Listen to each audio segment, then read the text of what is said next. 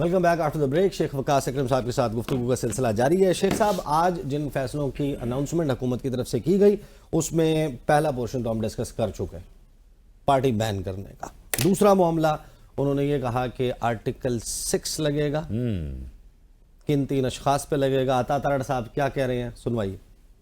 आपने आइन की खिलाफ वर्जी, जिसका सुप्रीम कोर्ट ने भी हवाला दिया कि आपने ये गलत काम किया था कि आपने नो कॉन्फिडेंस मोशन के होते हुए असेंबलियों को तहलील किया, तो हुकूमत ने ये फैसला किया है कि तब के सदर आरिफ अलवी, तब के वजीर आजम इमरान नियाजी और तब के डिप्टी स्पीकर कासिम सूरी के खिलाफ रेफरेंस मूव किया जाए और ये आर्टिकल 6 का रेफरेंस जो है ये भी काबीना से मंजूरी के बाद सुप्रीम कोर्ट को भिजवाया जाएगा। जिसका दिल चाहेगा वो अपनी फौज पर हमले भी करेगा। तो ये जो जराइम की फहरिस्त है ये इतनी बड़ी है कि आप असेंबली तोड़ते हैं और आपको कोई नहीं पूछता और आइन की खिलाफ वर्जी करते हैं। तो इन तीनों अशखास के खिलाफ ये फैसला किया गया है कि हम प्रोसीडिंग्स चलाएंगे और काबीना से मंजूरी के बाद सुप्रीम कोर्ट को भिजवाया जाएगा। अच्छा, लगे हाथों शाहिद खाकान अब्बासी साहब का भी गुफ्तगू सुनवा दें, क्योंकि उन्होंने भी इसके ऊपर रिएक्ट किया है जो अता तारड़ की गुफ्तगू है। हुकूमत जो है वो पीटीआई को बैन करना चाहती है। इसकी कोई मिसाल पाकिस्तान में नहीं है। किसी जमहूरी हुकूमत ने दूसरी पॉलिटिकल जमातों को बैन नहीं किया। आप किस तरफ जा रहे हैं कि मुल्क को किस तरफ लेकर जा रहे हैं? आज मुल्क को जरूरत है जोड़ने की। आप मुल्क में मजीद तफरीक डालना चाहते हैं, मुल्क में इंतशार चाहते हैं और इख्तियार भी आपके पास नहीं है। शायद गुजरा को एहसास नहीं है, हुकूमत किसी को बैन नहीं कर सकती। आर्टिकल 6 लगाने की बात चल रही है। हम बड़ा शौक है आर्टिकल 6 का, हर बात में आर्टिकल 6 की बात करते हैं। ये आर्टिकल 6 लगा तो फिर बहुत से लोगों पर लग जाएगा, जो आज हुकूमत में इन पे भी लग जाएगा। बड़ी एहतियात के साथ ये काम हमें करना चाहिए। आज कोई और रास्ता नहीं है, आपको एक टेबल पे बैठना पड़ेगा। इमरान खान साहब ने हमें जेल में डाला, अब हम उसको जेल में डाल रहे हैं, अब सब मिलकर किसी और को जेल में डालेंगे। कौन सी सियासत है? आर्टिकल 6 लगा तो फिर बहुत सारे लोगों पे लग जाएगा। ठीक है, ठीक कह रहे हैं, बिल्कुल ठीक कह रहे हैं। आप जाए इन तीनों के खिलाफ, साइफर में जाना चाहते हैं ना, ठीक है। आप आरिफ अलवी, कासिम सूरी और आर्टिकल 6 जो है वो जो रूलिंग दी गई थी कासिम सूरी साहब की तरफ से, मामला था तहरीक अदम एतमाद के दौरान आर्टिकल 5। भाई साहब मेरी गल सुनो, दी गई थी ना तो हर चीज डिस्कस होगी ना। कोई वकीलों हमारे के मुंह रोक सकता है जब वहां पे प्रोसीडिंग होगी सुप्रीम कोर्ट में, तो असी नहीं बोलांगे, साड़ी नुमाइंदगी कोई नहीं होएगी। फिर तो साइफर भी खुल के डिस्कस होएगा, अगर वो नहीं भी होया ना खुल के डिस्कस होगा। फिर आइन की वायलेशन की बात है ना, इसी की बात आप कर रहे हैं। ये 90 दिन में इलेक्शन भी होने थे, नहीं कराए, आगे किए। पंजाब और केपी असेंबली के भी इलेक्शन होने थे, नहीं किए, आगे किए। उससे कोई नहीं जो लगना आर्टिकल 6, वो आइन दी वायलेशन कोई नहीं जो हुई। और यहाँ सुप्रीम कोर्ट ने खुद कह दिया है अपने फैसले के अंदर कि हमारे फैसलों की तशरीह उस तरीके से नहीं की गई है, आइन जो है उसको वायलेट किया गया है, तो फिर उससे नहीं लगेगा आर्टिकल 6। आओ खुल के गल होगी। नहीं तो अगर वो अपना नंबर 2/3 मेजॉरिटी का पूरा कर लेते हैं और इसको कॉन्स्टिट्यूशनल कवर दे देते हैं, और नहीं होगा। और इज दैट द रीजन कि ये मखसूस नशिस्तों में ये चाहते हैं कि 2/3 अक्सरियत आए? Might be the reason. आईनी कवर दिया जा सकता है इसको। देखिए, मैं ये समझता हूं कि इलेक्शन डिले होने को तो दिया जा सकता है, माजी में भी किया गया, कॉन्स्टिट्यूशनल अमेंडमेंट की जाती। ये तो बाद की बात है ना, नहीं कवर दिया, ये तो बाद की बात है ना। अभी तो अपने मुंह से कह रहे हैं कि हम सुप्रीम कोर्ट जाएंगे आर्टिकल 6 के लिए, ऐसे ही है ना। तो आओ ना, असी भी डिस्कस करेंगे जेड़े आर्टिकल 6 दे तुहाडे कोल मुलजिम ने, हमारे तो आप 3 को वो बना रहे हैं ना। फिर डिस्कशन होगी, ऑब्वियसली फिर फैसला होगा उसके ऊपर। ये को घर से फैसला लिख के तो नहीं ले जाएंगे ना कि सुप्रीम कोर्ट ने क्या करना है, ना हम लिख के ले जाएंगे। फिर सारी चीजें खुलेंगी। आ जाओ। वो ठीक कह रहे हैं खाकान अब्बासी साहब, ये तो अद्धी हुकूमत प्लस इलेक्शन कमीशन, ये सारे आर्टिकल 6 से उड़े पे होंगे, गए पे होंगे अंदर। फिर तो आप हुकूमत का कॉन्फिडेंस भी तो चेक करें। हमारा कॉन्फिडेंस नहीं चेक कर रहे आप, असी कह रहे हैं आ जाओ।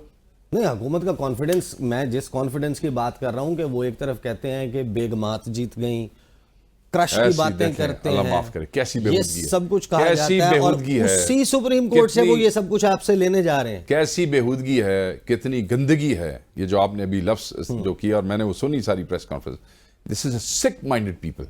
ये सिक लोग हैं कि सुप्रीम कोर्ट के जस्टिस के खिलाफ ये ऐसी बातें कर रहे हैं। एक तरफ तो आप उनके खिलाफ एहतजाज करा रहे हैं, गंदी प्रेस कॉन्फ्रेंसेज करा रहे हैं, तो रिलीफ लैंड भी उत्थे जा रहे हो, कमले हो, की हो गया जी, बेहूदगी है इसमें। तो इनको समझ नहीं आ रही।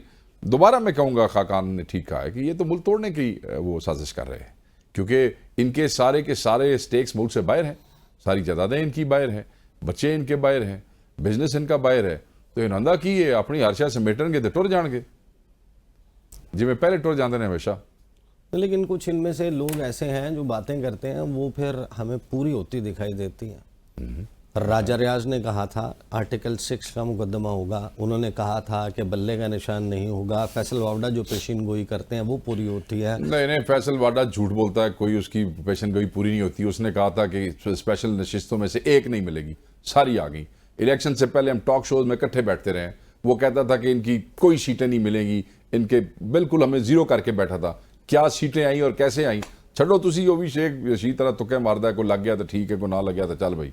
Sure I am sure. आप उसका ट्रैक रिकॉर्ड तो देखें, ट्रैक रिकॉर्ड तो देखें। साढ़े वाले है ना, साढ़े वाले सिर्फ बंदे उस दिन याद रखते ने, फिर होंदा ना होंदा याद क्यों नहीं रखते। सो प्रोबेबिलिटी चेक करें। सही। हुकूमत साथ ही ये फैसला भी कर रही है कि पाकिस्तान तहरीक इंसाफ को जो मखसूस नशिस्तों का फैसला आया है उसके ऊपर रिव्यू में जाना है। क्या कहा था ताड़ा साहब ने, सुनवाएं जी। कानूनी जो सुकम है इस जजमेंट के अंदर, उसको देखते हुए हुकूमती पार्टी और उसकी इत्तेहादी पार्टियों ने सुप्रीम कोर्ट के इस फैसले के खिलाफ रिव्यू दायर करने का फैसला किया है। ये रिव्यू हम दायर करने जा रहे हैं और जो कानूनी सुकम है, जो कानूनी कमजोरियां हैं, और देखिए ये हमारी बात या आपकी बात नहीं है, बात यह है कि एक ऐसा फैसला आया है जो प्रेसिडेंट बनना है, क्योंकि सुप्रीम कोर्ट के ऑर्डर के बाद अगले फैसले क़यामत वाले दिन अल्लाह ताला की अदालत में होने हैं। अगले फैसले क़यामत वाले दिन अल्लाह ताला की अदालत में। खुदा की कसम हमारा हाथ इनके गिरबानों पे होगा। जो जुल्म और जो जबर इन्होंने औरतों और बच्चों और हमारी फैमिलीज़ और पीटीआई के लोगों के साथ और इनकी हुकूमत की सूरत में इस मुल्क की आवाम के साथ किया है, ये जो मासूमों का खून भी जो है ना, वो भी इन्हीं की आस्तीनों पे हम तलाश करेंगे। हमारा इनके गिरबान पे हमारा हाथ होगा अल्लाह की अदालत में। अल्लाह से ही दुआ करते हैं, यहाँ तक जो पहुँचे हैं ये रब से दुआ, उसके तवक्कल पे यहाँ तक आए।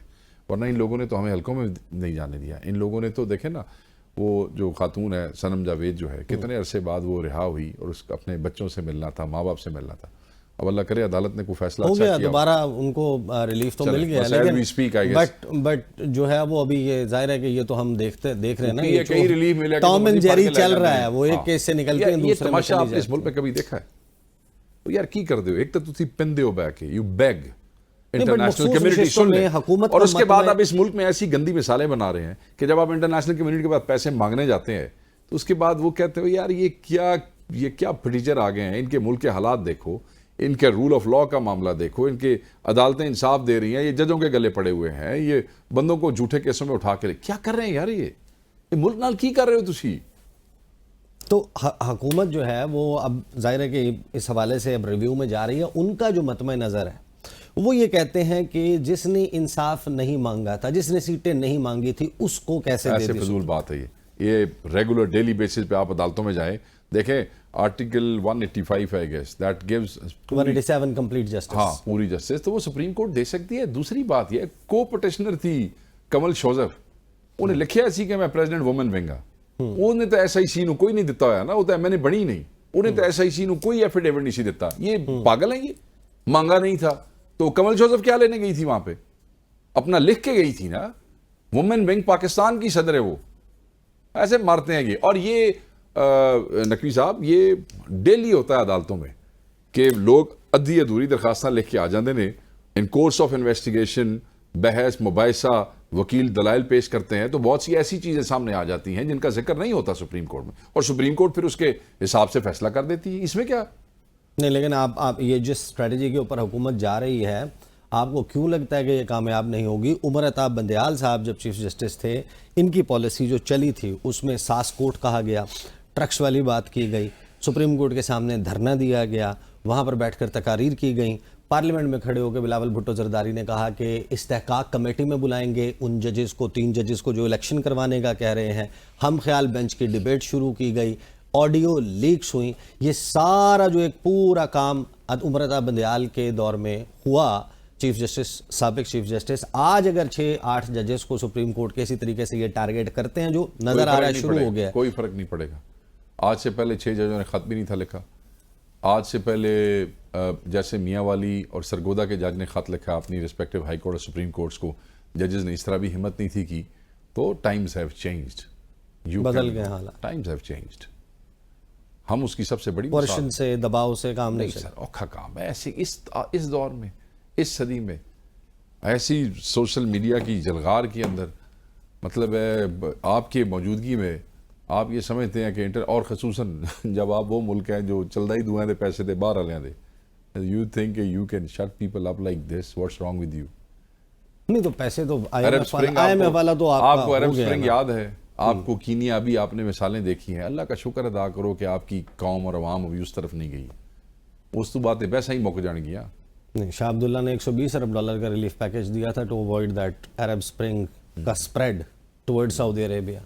तो पैसे टू लेट हो जाता है ना, फिर ये टू लेट हो जाती है। या अब अगर IMF हो गया है तो इंटरनेशनली चाइना से बाकी दोस्तों से पैसे मिल जाएंगे, सरमायाकारी आ जाएगी, गिवन द फैक्ट कि जहां हम बैठे हैं फैजाबाद में। आई डोंट नो, मुझे तो ये पता है कि इस वक्त जब तक बहुत बड़ा इंजेक्शन इकोनॉमी में नहीं आएगा, इकोनॉमी कोई $2 बिलियन, $3 बिलियन, $4 बिलियन, इस तरह नहीं काम चल रहा। ये तो जस्ट कॉस्ट ऑफ TLP कहाँ से आई है? बहुत सारे लोग इसके ऊपर कुछ डॉट्स। मैं इस पे कोई कंट्रोवर्सी वाली बात नहीं करूंगा। मैं ये समझता हूँ कि वो मस्जिद अल अक्सा के हवाले से, फ़लस्तीन के हवाले से आगे बैठे हैं, तो ये तो हर मुसलमान को बैठना चाहिए।